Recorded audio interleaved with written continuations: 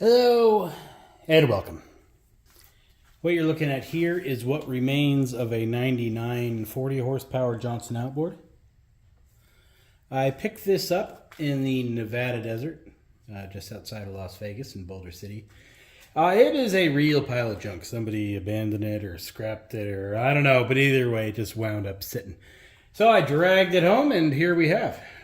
It's got a power trim and tilt unit. So whoever robbed this thing down for parts forgot the good thing. However, it doesn't work at all and it is complete junk. But I still want to get it out there, see if I can fix it. We'll find out. So this video is a little experiment for me because it gives me the opportunity to try something that I've been meaning to do for a while. But first, I need to get this trim sender off.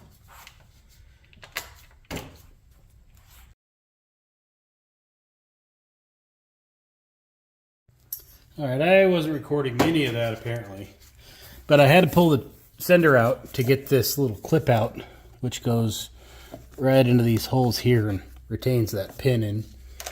Then I got some PB blaster / lubricant, sprayed it up in that pin, and we hope for the best. While I'm here, might as well do the bottom rod. So not only am I asked this frequently, but I also see it asked in my forums quite a lot of how to get that pin out. And every time I do, there's an obvious gaping hole there. To me it's obvious, maybe not to everybody, but newer engines like this one have that little hole in there. Early motors like 89, 90, 91, they're not going to have that hole. What that hole does is allow you to thread in a thread adapter, which is this thing. Like so. This one's caked in paint, but I'm sure it'll still go in. Allows you to thread in that thread adapter, and that pin is already moving. So this is going to be pretty easy. With that thread adapter, it allows you to attach this slide hammer. Now, this is the actual factory slide hammer. You don't need to buy and use this one. You can pretty much use whatever you have, as long as you can make yourself up a thread adapter. I mean, that pin fell out of there, but you get the idea. It's pretty easy to do. Even when they're pretty stuck, that thread adapter really comes in handy. If you do want to get if you have the Evinrude puller, you can use this tool. It is 340624. It's a thread adapter. It's the only place I've ever seen this used. It's probably the only place it is used, but that's what it does. So with the top out, what I'm going to do, the manual release valve is open, which means I can force this thing down, kind of. Is it open? I think it's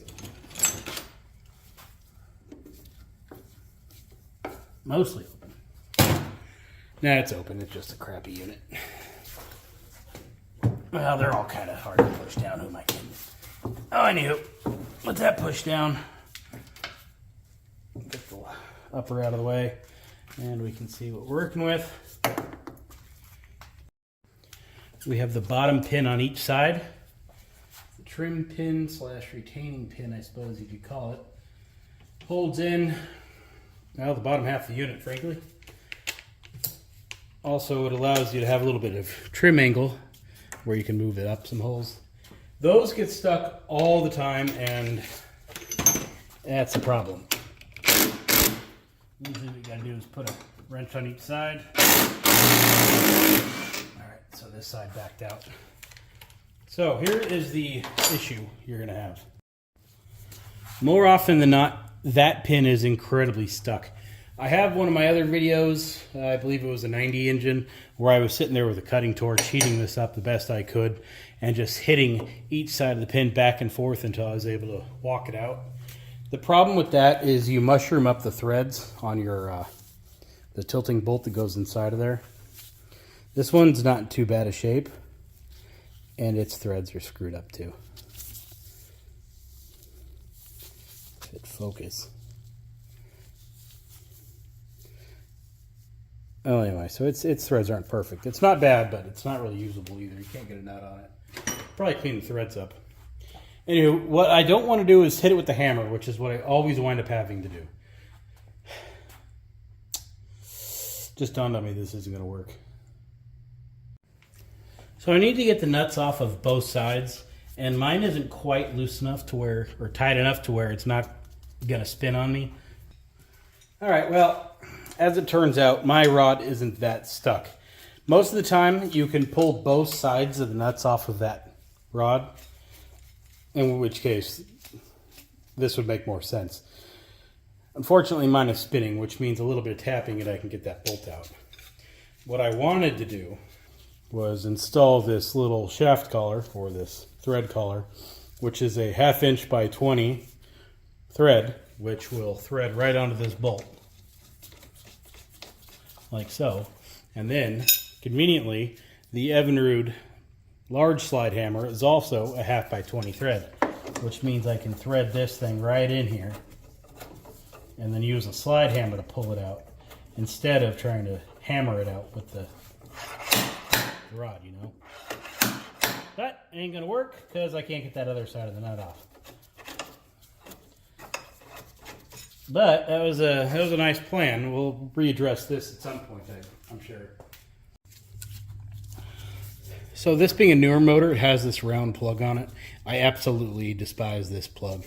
It's a one-way plug. Once this thing is installed and crimped on there, you can't take it back apart, which is a problem when you're trying to fit that plug through that little tiny hole the wires run through. The only way to get it off is to cut it. It's not fun. So once you've cut off your expensive, hard to replace plug, your wires will fit right through and your trim unit's ready to come out.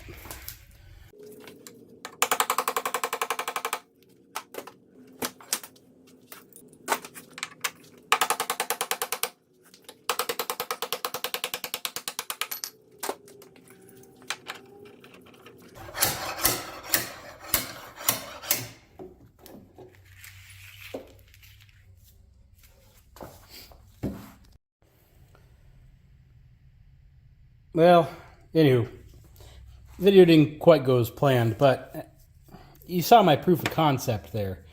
If you can get both sides of both nuts off, a little shaft collar, and you might be able to use a slide hammer to get that pin out of there.